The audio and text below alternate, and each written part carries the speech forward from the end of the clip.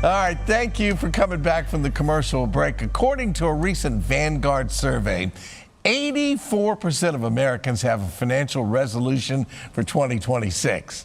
How much do you think they're going to stay with that plan? Woo! Yeah, investment advisor Bryan is here to talk about some top financial concerns and goals found across generations. Hey, JB. It's so good to hear what you and Bill just said. Yeah. Because I was like, 75% of the people didn't keep the resolution from last year. I know. So 84 want to have a new one, but look, the majority of them did not keep their existing resolution.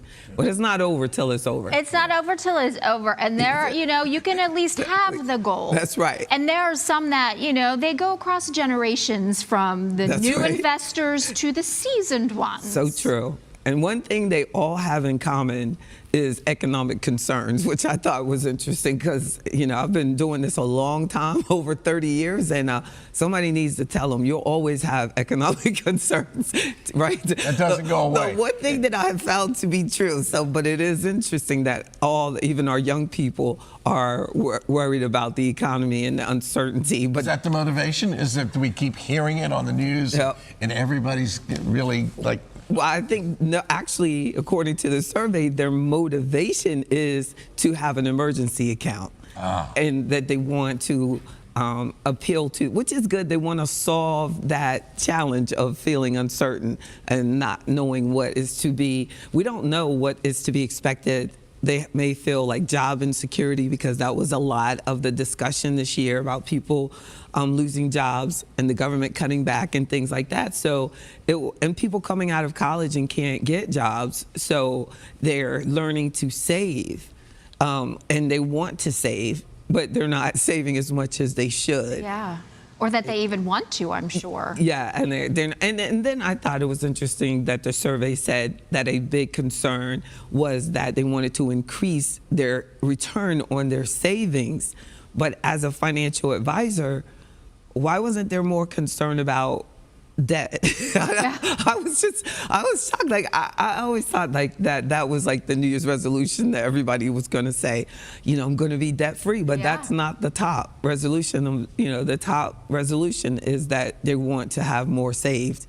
But a lot of times people have debt and they still want to save more, and they don't realize that it's the debt that's taking away from their ability to be a more effective saver.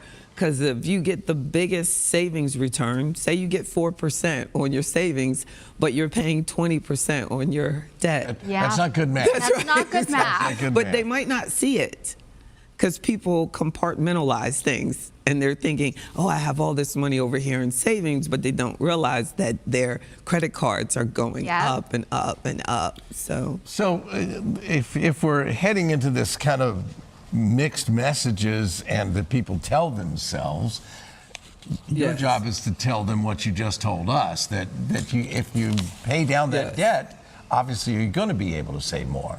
And I think that I'm looking at it as an advisor, where actually the survey said most people do not rely on licensed advisors for advice.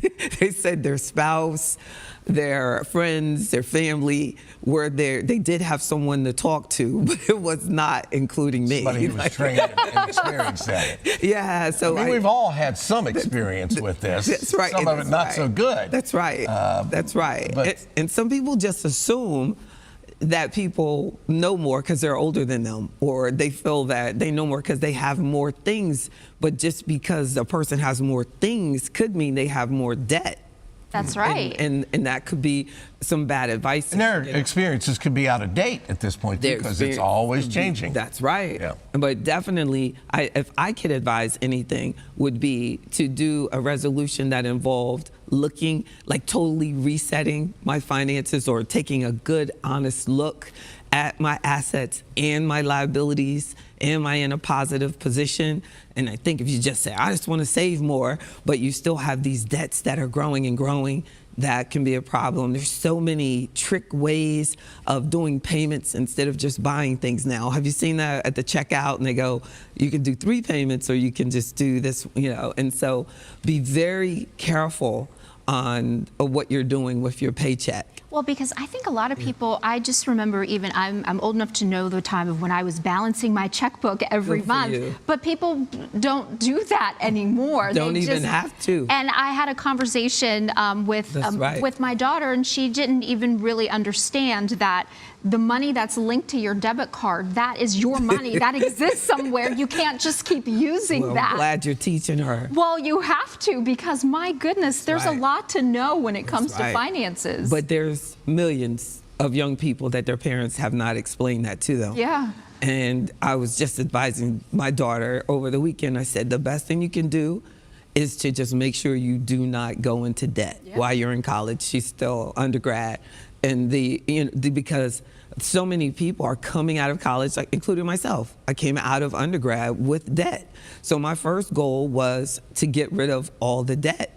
And it costs, that can take 20 years almost in today's times. Yeah. They're accumulating so much debt. So one advantage is to please consider looking at your debt as a resolution for 2026, that I want to avoid accumulating debt, because you can start, if you start in your 20s, 30 years later, you know, that original debt could still be there. You literally could still be paying on that if you don't make a commitment to get rid of it. And I remember I said, I'm going to pay these debts off, and you can do it, but it has to be a major But goal. it gets tougher all the time. Yeah, It does. I mean, it doesn't get any easier, right?